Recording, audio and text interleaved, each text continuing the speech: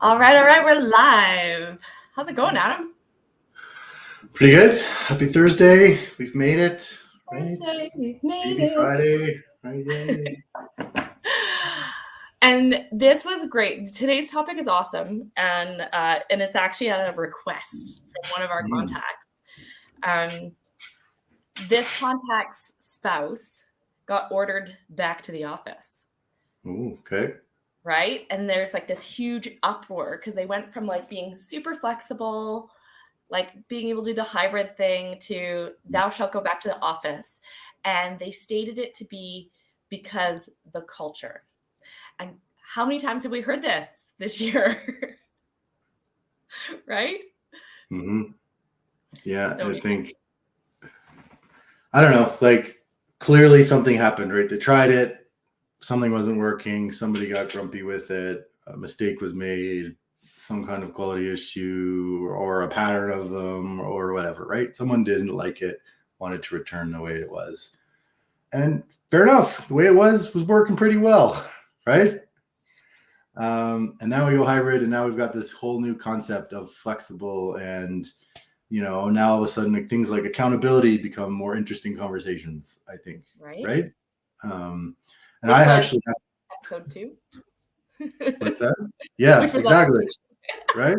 Go check it out. And I have this argument with my dad actually, because he's like, no one can work from home. You can't like trust people to do what they're supposed to doing, like, right. And yeah, I have the opposite point of view, but I think the point is remote work is not for everybody. Some people really thrive and excel in it. Some people not so much, It's an right? individual thing, for Mm-hmm. sure. For sure. But I think, and so like you and I were remote before it was cool, right? And Yep. that was that was part of our philosophy of building Enta, is that we could do this anywhere. And why would we create unnecessary overhead, right? Mm-hmm. And until there's an absolute need for a space, why would we do that? And I remember losing some major project bids because they said, like, where's your downtown office? Mm. And that was the mentality. Like, where's your downtown office? Well, you don't exist. Like, no, we Yeah, we were exist. viewed as higher risk, right? Yeah. Um, So and we are a culture company. So can it be done remotely? Yes, it can. Yes, it can. but I think we were talking about this right before, and I really liked what you were saying about you know when you're in the office, you have all these interactions, and it's really great for communication, and your culture kind of persists really because of these interactions, not because you're putting any energy into it, right? It's Not let's be- call it unconscious culture. yeah, sure, right. Unconscious color. You're not consciously like, you might have a social club, but it's really more of an event committee, which I feel like I could do a whole episode on that. But like, Let's put that on right. the list. So yeah, you're having some events, and some people come to them, and some people don't. But it's not like you're uh, Curating it specifically. yeah, exactly, right. And then boom, oh no, let's go. Now we're all working remote, and now what? Now we're not having those interactions. We have no systems or pattern of behaviors that Right. we've curated. So now what? We all kind of sit alone, and then we have teams and all this kind of stuff. But like, it doesn't feel as powerful, I think. Right? Right. And so, I mean, from my perspective, saying go back to the office because our culture is like, that's trying to hit an easy button because I don't want to put work into my culture. But what it's going to do, and what we've seen, is that it pisses everybody off because people have been enjoying Mm-hmm. flexibility. I think so, and I think you know, and I got this. I had a great conversation with Shane Wallace. He's a culture guru in town, and when we talk about hybrid or flexible, lots of times it's okay, fine, work from home Monday, Friday, in the office Tuesday, Wednesday, Thursday, and that was kind of the compromise that a lot of companies have come up with, right? But I think psychologically, they missed the point. It was not that I want to work from home, which maybe I do, maybe I don't. That's by the way. The point is I want the choice. And mandating where I work is different than giving me the choice based on my job needs and my team needs and right? Allowing my team and myself to kind of like figure out what works and roll with it, right? Yep. Yeah, absolutely. And like okay, so there's a couple things happening here. I think curating culture in office is easy. You can do it unconsciously, it'll happen. And it happens no matter what. And this is why small companies thrive so quickly because they're so close together, right? When they were in office or when they're so close together that and they work so closely together wearing multiple hats, they're constantly interacting. They are unconsciously building their culture. And if they've named it, great, right? That's the first step, define it. But like Mhm. they've unconsciously done that. And as they grow and as they scale, the ability to control that gets harder unless they're actively pursuing culture as a strategy. It's going to dilute, it's going to shift, right? Because you're including whole new beings into this mix. And so unless you're actively reinforcing it and allowing those beings to come and be a part of that, your culture will change. And if you bring the wrong people in, it won't change for the better. It'll become this toxic place potentially, right? It has the potential. Mhm. And I think what happens is remote teams, it's easy because if you're actively pursuing culture as a strategy, right, you're artificially creating those connection moments, right? Like we have our mind, body, soul Mondays, we have our feel good Fridays, and they're set aside to connect. It is the Mhm. water cooler. It is the virtual water cooler, right? It's set there for connection and we hold it religiously there every week, right? And I think so you can curate it because everybody's in the same situation. I do think hybrid's a little bit more complicated, especially when it's flex, right? Flex Mhm. hybrid, because you've got to create a water cooler that works for both. Yeah, I agree. And I think creating a situation where people actually kind of want to come to work because you've got cool stuff going on. There's innovations happening. Oh, well, but like, damn it, me and Caitlin have this cool idea and we want to we're building this escape room for the team. Like, we're supposed to work on it today. I want to go in and, right? So Yeah. I think there's things that you can do that will nudge people towards wanting to come in versus telling them. I mean, Yeah. that being said, as an organization, you have to do what you think is right for your organization. But I will say it's not going away. Gen Z is the next, like, this is becoming Yeah. more and more a demand of good talent. So whether you 100%. fight this battle now or later, you're fighting it. You're going to fight it. It's coming Right? your And way. you were Yeah. already in it. You were already kind of moving through it, right? And you just threw up your hands and gave up. And Yeah.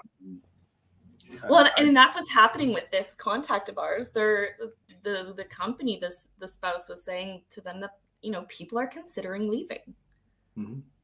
because it's not what they want anymore. And people are very passionate about what they want, right? And finding the harmony in life. And we have seen clients, went work from home, came back in the office, and 10-year people were like, oh, that I was so much happier. My life was so less stressful. I need this. And Yeah. sorry, like, great, but I'm going to go over there. And they're allowing me to go work from home, and it's better for me. So, Yeah. I mean, that being said, there is no substitute for in face to face, right? I think we should It acknowledge definitely accelerates. It that. accelerates success of Mhm. connection, and connection's key to having culture. It definitely accelerates it. There's no doubt about it. But it's not impossible to create it in remote or hybrid situations. You have to be strategic about it. You can't Right. just let it happen. You can't just go, well, our culture died, but I didn't do anything for it. Well, of course it died. Right? Well, and I think our Mind, Body, Soul Mondays and Feel Good Fridays, like we used to as a team meet every day for half an hour. Yep. And I loved it. I was like my best part of my day. Like, hey, everybody. But other people in the team were like, this is Too much. frustrating. It's Yep. disrupting me. It's too much. Right. So we pared it down. Yeah. And we had a new person start, and they said the best part about it was like Mondays, Fridays, we're like sharing, we're talking. I really felt welcomed. I felt part of the team, even though I haven't met most of the people in person yet. That's amazing, right? Right. And then I think for us, for example, we do get together once in a month for half a day. And I was just having this conversation with one of our team members yesterday because it's next week coming up. Oh my God, everyone's so busy. Should we cancel it? And I thought about it and I was like, oh man, I would love to have that time back. But I was like, no, we need to guard this and we need to be fanatic about it. And as soon as I cancel it once because we're busy, that signals everyone that it's okay to come if you're busy. Whereas, no, like it is sacred. You guard it and you always show up, right? Yes. Yeah. The only thing that trumps that is like family emergencies. Sure. Right? Yeah, exactly. At the end of the day, we're not heart surgeons, right? And we, as busy as we are on the whirlwind, and it takes over, and I think it's because all of our team is so passionate about being epic and taking it to 11 for our clients. Like they just want to, they're so passionate about showing up for them that it is hard for them to take that time. But, you know, that time and that connection is so valuable, And whether, you know, and we used to do it virtually. Doing Dungeons and Dragons, right? Yeah. And so like it has its place, right? Yeah. And I think that like that's the thing. It's like, yes, it's nice to get into person. If you can, it does accelerate connection, it accelerates conversation. It's a lot easier. It is not impossible to do it virtually, and it's not impossible to do it as a hybrid.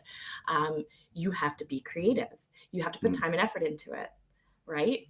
But if you want to attract talent, if you want to keep an engaged culture, and if you want to like unlock the profitability that comes with an engaged culture, then put some freaking effort in, guys. Like, I don't know what to tell you. Any other strategy you would put budget to, you'd put resources to, and you would try to execute that strategy. So if you're using culture as a strategy, which I recommend you do, then you gotta put the time in. And I think, you know, let's say I have a company, we worked in the office, boom, we went remote, maybe we got hybrid, and I'm struggling. Like, what do I do? Like, step one, what would you do? Ooh, great. Step one, what would I do? I would listen to my people on what they want, first of all, what they're missing, right?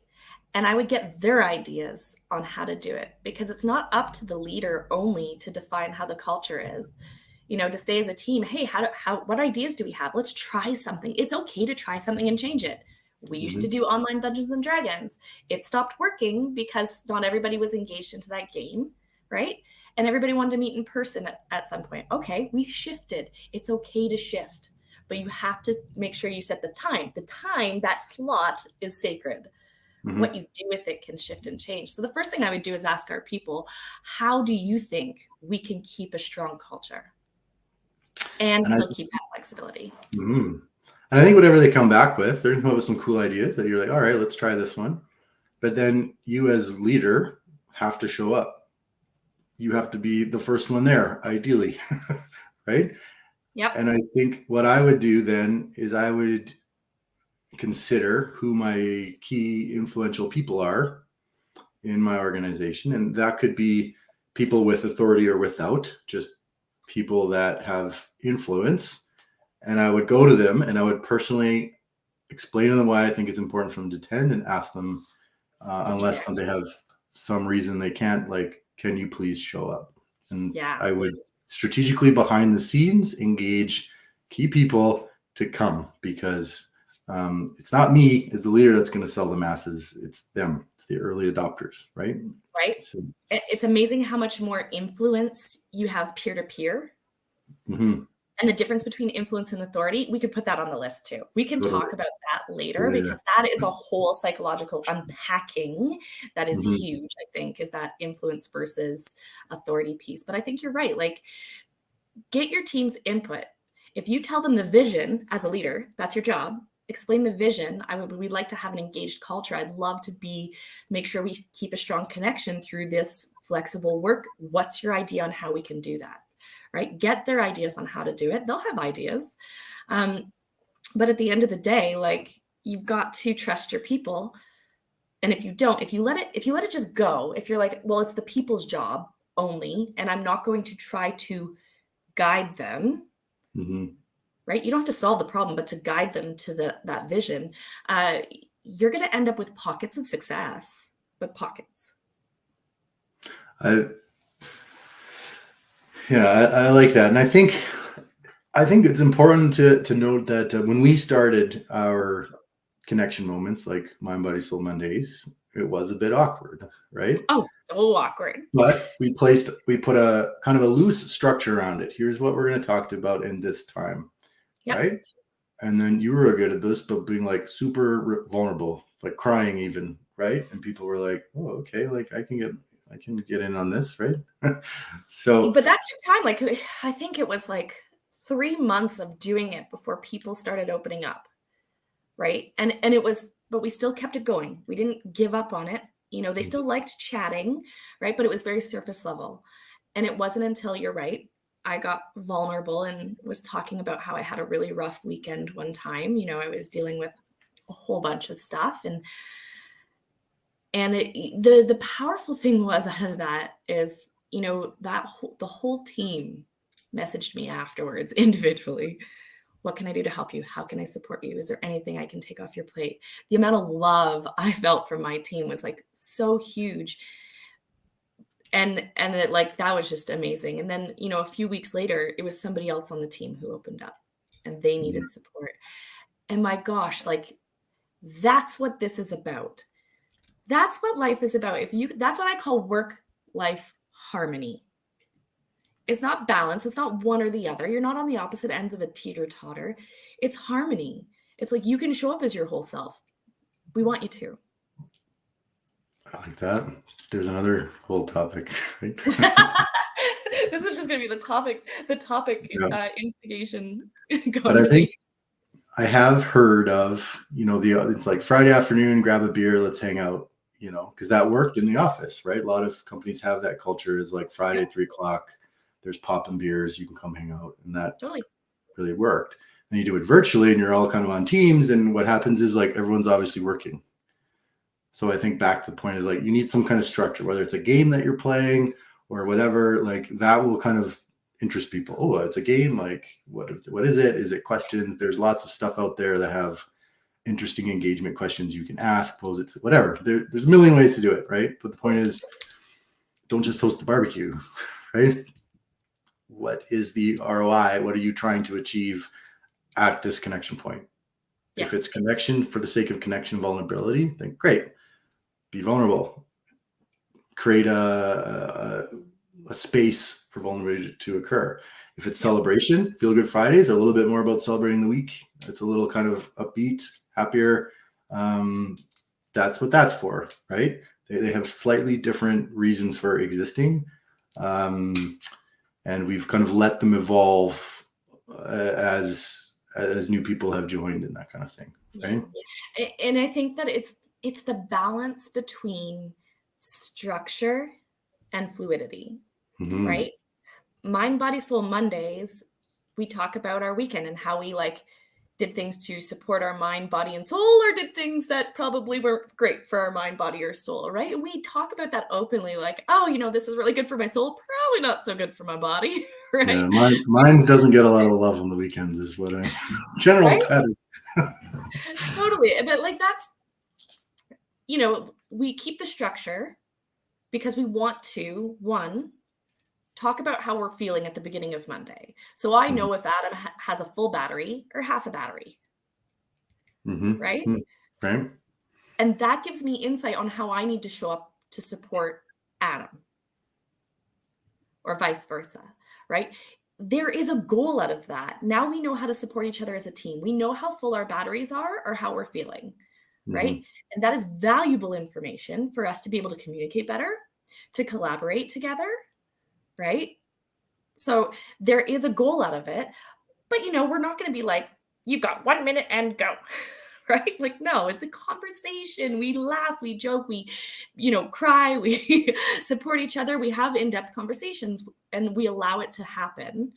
And it's that structure but fluidity that is important. Because if we just showed up and said, "Hey, how was your weekend?" Mm. Different conversation.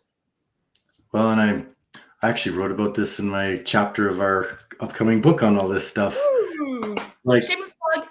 right? Culture will accept a certain amount of structure, and it's almost like curiosity. What is this? Yeah. Should I be part of this? What's going on here? But if you overstructure, it will reject it outright, and you will have no Yes. one show up. They have no one participate. Whatever, they might show up because you told them to, but if you over process, so this is why it's, I think, hard, because it's terrifying as a leader to not have absolute control of the situation. We are here to be vulnerable and reinforce our culture. Like, it won't work. You have to kind of like send it out to the universe and hope that something comes back. Yes. But I think if you do it enough, it's not so much hope. You kind of know it's going to work, but still, You're letting go of control.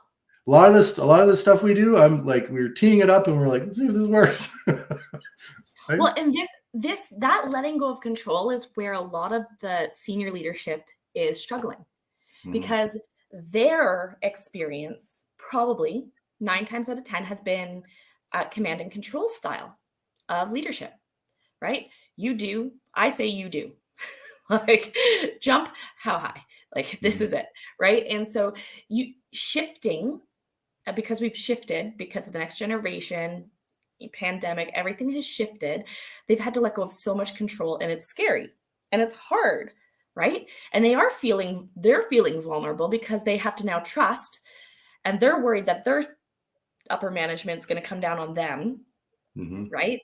And go, you dropped the ball. You should have known that this was happening.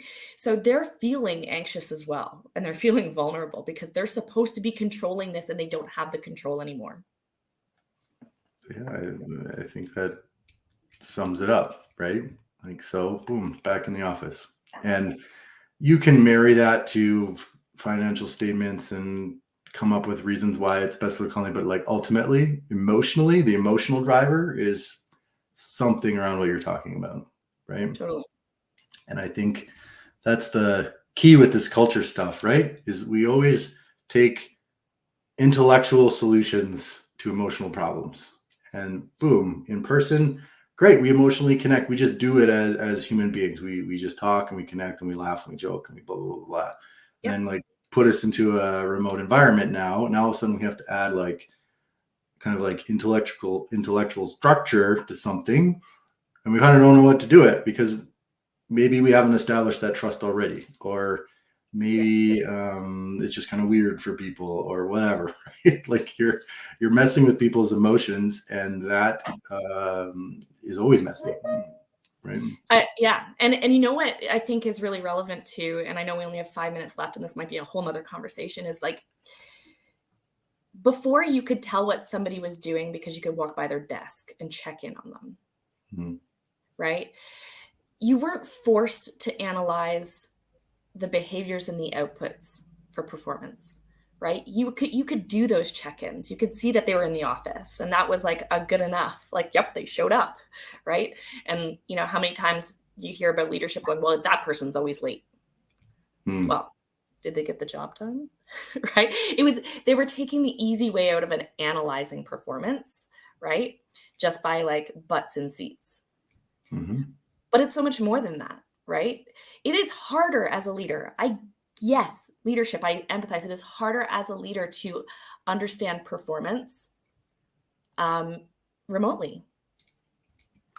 Yeah, it's, and then even having conversations, like, sometimes a difficult conversation pops up and you have to have it, and you don't have the time to like meet in person. I mean, blah, blah, blah, and it's like, boom, okay, we're talking in Teams, and this is a very real conversation, and like, Yep.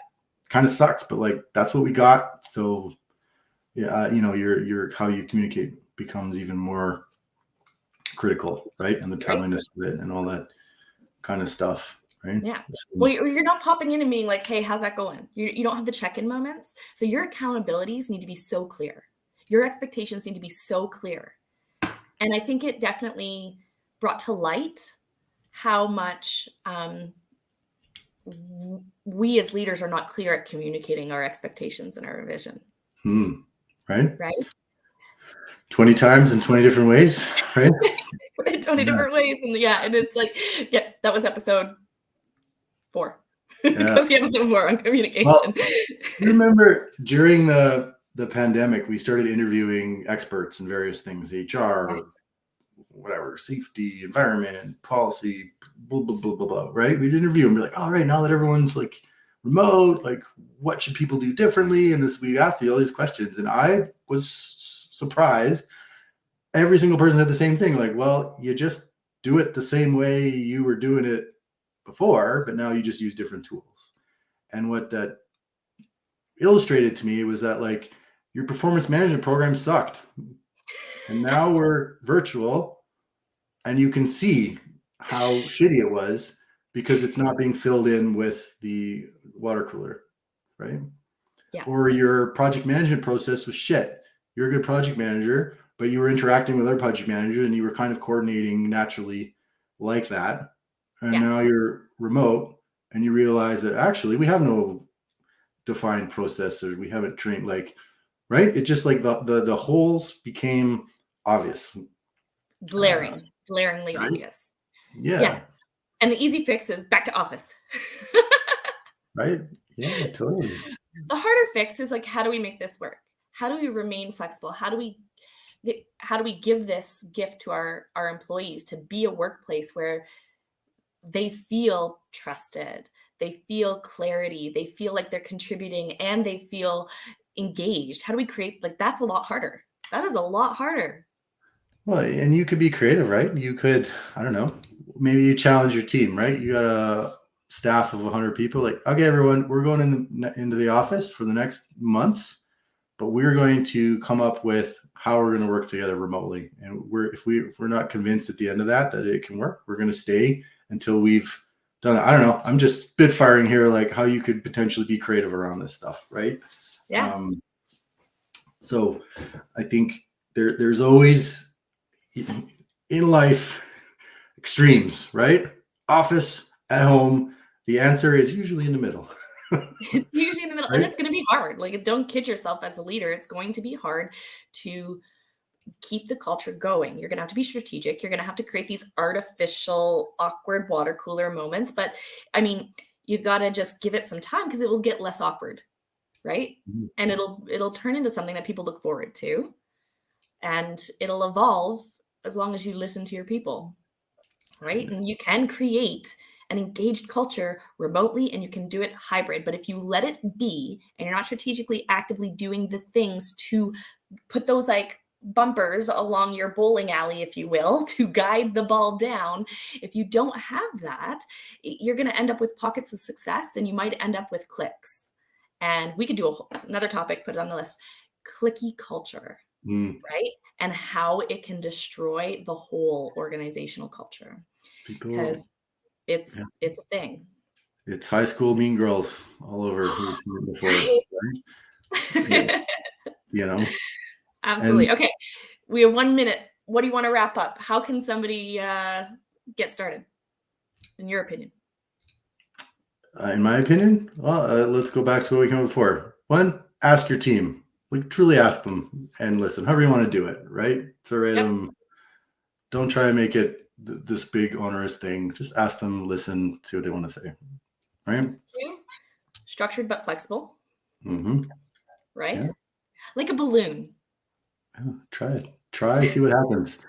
I'm always surprised. We try this thing over here, and then this like connection point bubbles up over here in a different way I didn't expect. It's like we were getting together for Dungeons and Dragons, and the WhatsApp meme factory exploded, and we're like, okay, that's how people are enjoying. Fine, whatever, you know. Yep, absolutely. And 3, use the tools you can to support this new way. So if it's WhatsApp, if it's like, find the connection tools that work. Mm-hmm. Right? Absolutely. There's great recognition stuff out there, right? Totally. Tons of stuff. Lots of ways to engage, whether you're in person, remote, or hybrid. And leaders, yeah, it's going to take some effort. It's going to take some change for some shift, and it's painful. But I mean, if you're stuck, call Enta. There you go. Shameless Cool. plug. There you go. All right. There you go. With All right. that, we're out. We're out. All right. We'll see you next week, guys, to talk about more culture tips and stories that are happening live in culture in your area. Stay tuned.